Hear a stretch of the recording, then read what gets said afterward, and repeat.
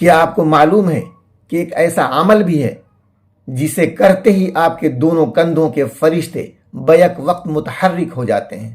عام طور پر تو دایاں فرشتہ نیکیاں لکھتا ہے اور بایاں گناہ، لیکن یہ واحد عمل ایسا ہے کہ دائیں جانب والا فرشتہ نیکیاں لکھنا شروع کر دیتا ہے اور بائیں جانب والا گناہ مٹانا شروع کر دیتا ہے، اور وہ عظیم عمل ہے درود شریف پڑھنا۔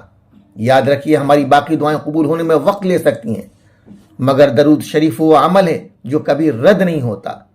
ہمارے میلے ہونٹ ادھر درود شریف پڑھتے ہیں اور ادھر مدینے میں حضور صلی اللہ علیہ وسلم ہمارے لیے دعائے رحمت فرماتے ہیں۔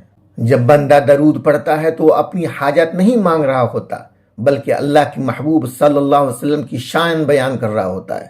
نماز ہم پڑھتے ہیں، اللہ نہیں، لیکن یہ واحد عمل ہے کہ خود اللہ بھی اپنے محبوب صلی اللہ علیہ وسلم پر درود و سلام بھیجتا ہے، اس کے فرشتے بھی۔ تو سوچئے اس کی طاقت کیا ہوگی۔